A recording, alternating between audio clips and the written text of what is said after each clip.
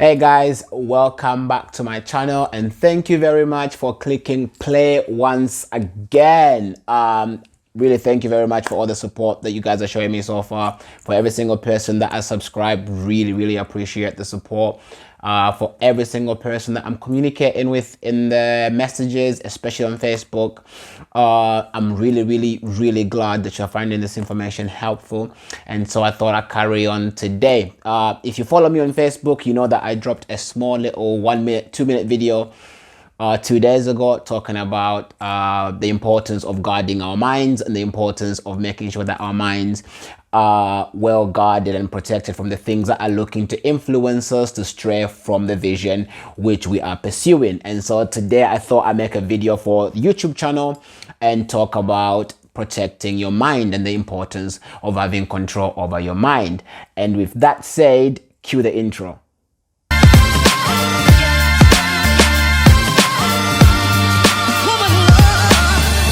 So yeah, today I want to talk about guarding your mind. And as always, like I said at the beginning, that this is a faith-based channel. So that means that most of the stuff that I'm going to be communicating to you guys today is lessons that I've learned from the Bible and the scriptures that I've picked up from the Bible. And then I've put together a little 4-step plan to ensuring that your mind is well guarded.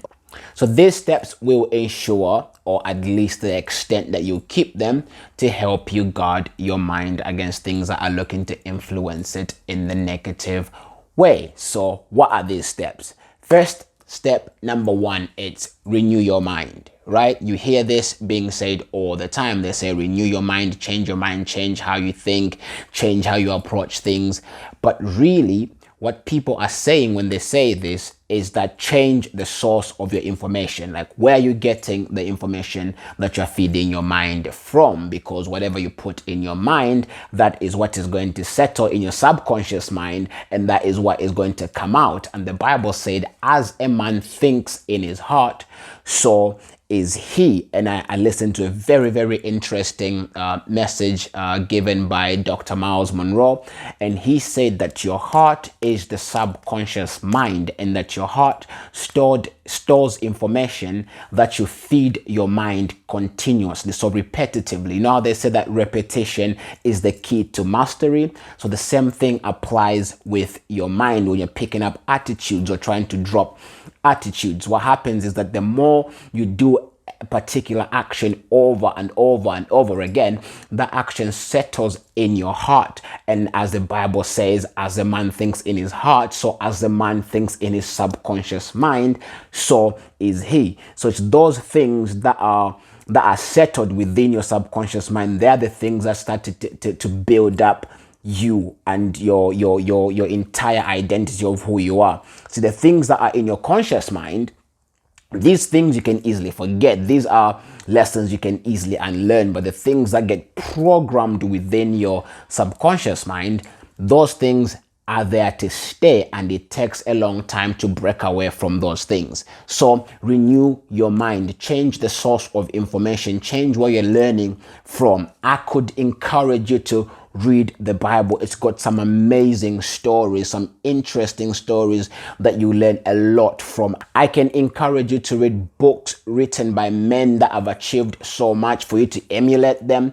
But at the end of the day, if those things that you're reading from either the Bible or from other books that you can find in the library, if those things don't settle within your subconscious mind, within your heart, then it will be difficult for you to realize your vision, to realize your purpose, to realize, your goals and where you go, where you want to end up at the end of your life, the things that you see yourself achieving. It becomes a difficult thing if your subconscious mind is not programmed with the right information. So tip number one, change the source of your information. Where are you getting the things that you're putting in your mind?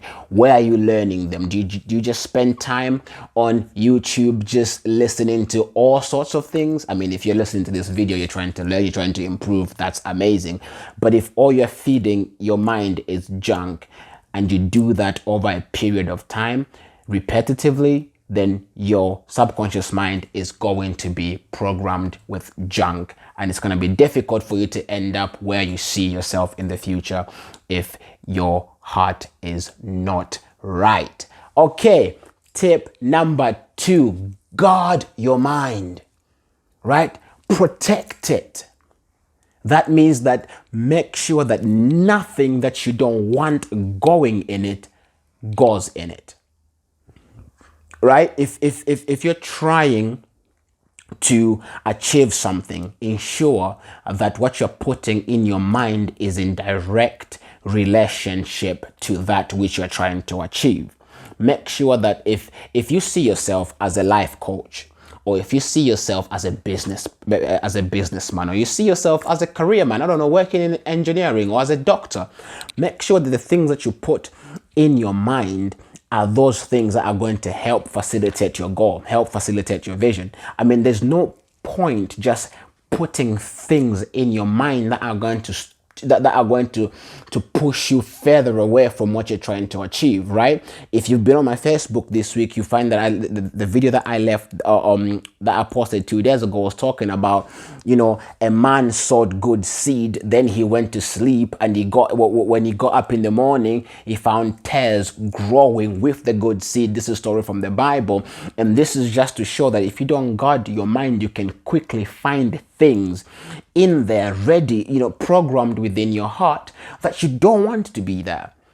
Things that you never expected to be there, things that you never would have put in there had you known the damage they would cause in the future. So guard your mind, protect your mind, make sure that everything that is going in your mind is relevant to your future, is relevant to your goal, at least to some extent, because I don't want to sit here and sound unrealistic and think that every single day you're going to end up doing the right things. There will be times where you do the wrong things. There will be times where you stray off your path. But the key is to make sure that that straying does not become a permanent thing. Right? That as soon as you realize that you're veering off your path, you correct yourself and you find yourself in the right path. And that way, you're cutting off those behaviors, you're cutting off those things that are entering your mind before they're programmed in your heart and become part of who you are. Right, okay, let's swiftly move on to number 3. That's 5.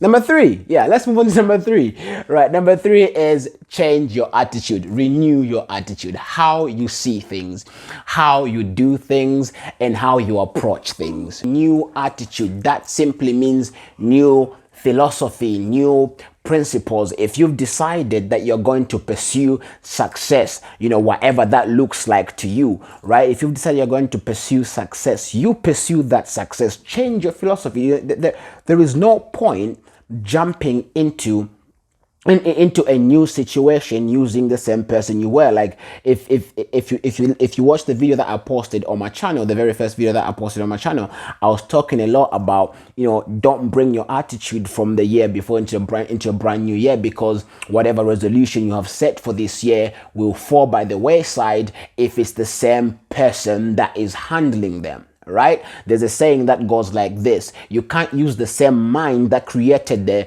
major problems to solve those problems. You have to have a different philosophy, approach things differently. If you've decided you're going to be a doctor, hey, that means that you can't party as much as you used to party, right? You're going to have to invest time in studying. You're going to have to invest time in reading books and making sure that you pass those exams. You can't be going off chilling with John.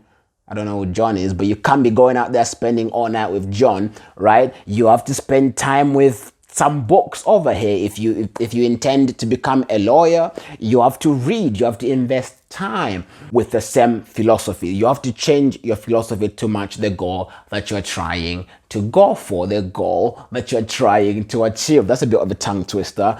So change your philosophy, change your attitude, approach things in a different way, and make sure that you go for the win in everything that you are doing. And we've come to the final and 4th tip. I don't even know if I call them tips or rules, but anyway, we'll go with tip. Think about excellent things, right? The Bible says that, think about things above, right? Think of good things, beautiful things, noble things, excellent things. So it's saying think about things that are going to help facilitate that vision that you've got in your mind, or the vision that you feel, God impressing over your heart. In other words, it's saying focus on the things that are going to help you realize your vision. So the thing with this final tip, it's that you focus on things that are going to help bring your vision to life, right? I think the main problem with us as a people is that we want to do good, we want to improve, we want to go further, we want to go far, but we don't focus on things that help our visions come to life. We're too eager to follow the trend. We're too eager to please John on YouTube. We're too busy trying to improve and impress John on Instagram, but we're not really focusing on the things that are going to bring our vision to life. And that is what you have to do. If your vision, right, of creating a legacy, if your vision of establishing, some big empire, business empire, whatever it is that you're going for, whether it's to become rich or to help people through charities, whatever you're going for, if that is your dream, you're not going to achieve that by pleasing some person who's on social media. You're going to have to shift your focus from the things that seem cool, the things that seem to be trending, the things that everyone's talking about, Sabrina on Netflix. You're going to have to cut yourself off from all that. You're going to have to sacrifice a little bit, in some cases, a whole lot.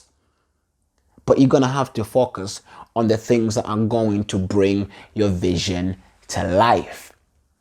Just think about how fulfilled you're going to be when you finally start walking in your purpose, right? And you start to see things revealing themselves, and you start to see things, opening up to you, and you're like, do you know what? This is it. This is what I'd imagined in my mind, and it's coming to life. How fascinating an experience would that be? So listen, for whatever reason you are doing what you're doing, for whatever reason you are going for success this year, for whatever reason you're trying to improve yourself this year, I urge you, focus on things that are going to help your vision come to life. That is the only way, because at the end of the day, whatever plans you make, whatever ideas you have, it's pointless if they don't come to life, if they're just plans on paper or ideas in your mind. The end goal is to see those things that we imagine within ourselves, to see those things that we plan come to life. Well, guys, thank you very much for sticking around with me this far. If you found any value in the video, please subscribe and like and comment. Get the conversation going in the comment section. Ring the bell so you may be notified when I post a video every single week. Like I said last week, I'm trying to get another video going in between the week, so we've got a bit more content coming out. But I'll see. I'm just a little bit busy at the moment with work, so it's a bit difficult to find time to record and edit and post these things. But yeah, thank you very much, guys, for your support, and always remember, endure, never falter. I will see you in the next one.